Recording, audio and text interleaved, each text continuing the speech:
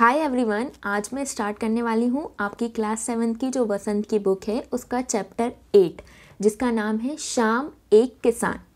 तो चलिए देखते हैं इसमें क्या बताया जा रहा है। तो सबसे पहले इसके नाम से पता चल रहा है, इस पोयम को, इस कविता के नाम से, शाम एक किसान। यहाँ पे जो सर्दियों की रात होती हैं, सर्द रातें होती हैं, उन रातों में जो सारी चीज़ें होती हैं, आसपास एनवायरनमेंट में जो चीज़ें चल रही होती हैं, उसी चीज़ के बारे में यहाँ पे जो कवि हैं वो बताना चाह रहे हैं या वो वर्णन करना चाह रहे हैं। चलिए आगे बढ़ते हैं और देखते हैं वो क्या क्या बताते हैं। आकाश का साफा बांधकर सूरज की चिलम खींचता बैठा है पहाड़, घुटनों पर पड़ी है नदी चादर सी, पास ही दहक रही है पलाश के जंगल की अंगीठी, अंधकार दूर पूर्व में सिमट बैठा है भेड़ों के गले सा। तो यहाँ पे जो कवि हैं वो अपनी इस कविता में कहना चाहते हैं कि जो बड़े बड़े पहाड़ हैं, आपको तो पता होगा जब आप ज़मीन से ऊपर किसी हिस्से में जाते हैं तो जैसे पहाड़ चढ़ते हैं, हिल स्टेशन वगैरह जाते हैं, तो आपको ऐसा लगता है कि वाह, बिल्कुल बादल बहुत करीब आ गए हैं, आपके बहुत पास आप उनके जाते जा रहे हैं। तो ऐसे ही कुछ यहाँ पे कवि कहना चाहते हैं। कवि कहना चाहते हैं कि जो पहाड़ हैं वो इतने ऊंचे हैं कि ऐसा लग रहा है कि जो आकाश है, मतलब जो आसमान है, उनका वो क्या बांधे हुए हैं, साफा बांधे हुए हैं, टोपी बांधे हुए हैं। और जो कवि हैं वो ये कहना चाहते हैं कि जो सूरज है उसकी चिलम कौन खींच रहा है, पहाड़ खींच रहा है।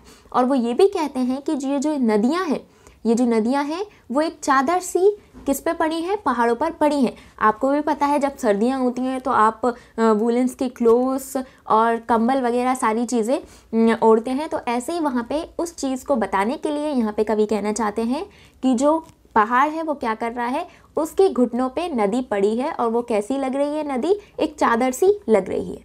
और कवि ये भी कहना चाहते हैं पास ही दहक रही है पलाश के जंगल की अंगीठी।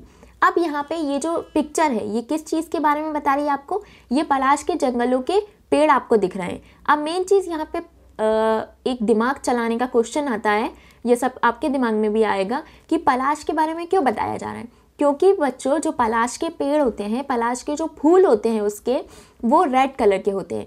तो आपने को पता है जो अंगारे होते हैं वो भी रेड कलर के होते हैं, लाल कलर के होते हैं। तो यहाँ पे कवि कहना चाह रहे हैं कि जो पलाश के जंगल जो हैं पूरे, उन पेड़ों पे जो फूल हैं लाल कलर के, वो ऐसे लग रहे हैं जैसे कोई जो अंगीठी है वो दहक रही हो या जल रही हो।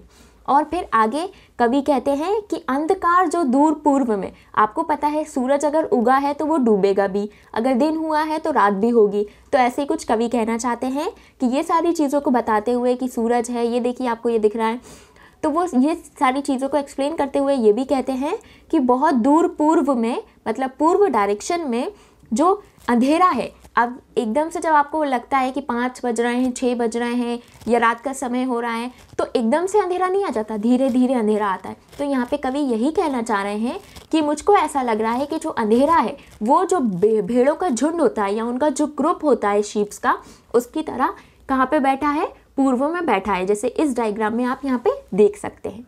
चलिए आगे आते हैं और देखते हैं कि कवि अपनी इस कविता में और क्या बताना चाह रहे हैं। अचानक बोला मोर जैसे किसी ने आवाज़ दी।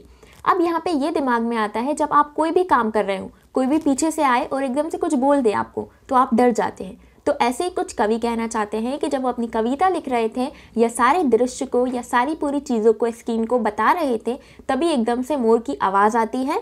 और मोर की आवाज़ क्या होती है, सुनते हो।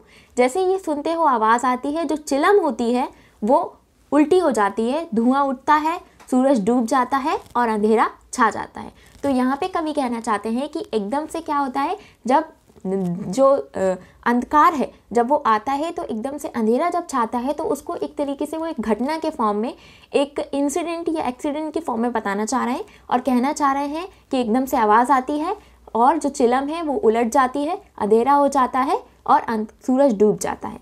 और ये जो कविता है ये सर्वेश्वर दयाल सक्सेना ने लिखी है। चलिए और कुछ इंपॉर्टेंट चीज़ इससे पढ़ लेते हैं, यहाँ से देख लेते हैं कि कविता के बारे में क्या क्या बताया जा रहा है।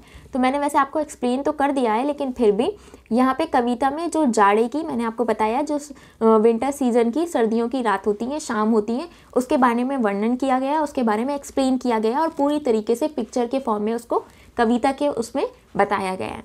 और यहाँ पे प्राकृतिक दृश्य मतलब जो एनवायरमेंट्स और आपके आसपास जो चीज़ें हैं उसके बारे में बताया जा रहा है। जैसे यहाँ पे पहाड़ों के बारे में, माउंटेन्स के बारे में बताया जा रहा है, किसान के बारे में बताया जा रहा है, आकाश के बारे में बताया जा रहा है, पहाड़ के बारे में, पलाश के पेड़ों को कंपेयर करके बताया जा रहा है, फूल जैसे जो पलाश के पेड़ के फूल हैं वो जैसे अंगीठी की तरह जल रहे हैं उसके बारे में वो बता रहे हैं। तो ये सारी चीज़ें वो बता रहे हैं। और यहाँ पे ये जो पूरा दृश्य है वो बहुत ही शांत है, लेकिन जब शांति से अशांति आती है तो आपको पता है कुछ ना कुछ तो होता है। ऐसे ही कुछ यहाँ पे होता है कि अचानक आवाज़ आती है और फिर क्या होता है, अचानक जैसे मोर बोलता है ऐसा लगता है कि किसी ने आवाज़ दी हो, सुनते हो। जैसे ही ये सुनते हो आवाज़ आती है तो ये जो पूरा दृश्य होता है वो एक घटना में बदल जाता है।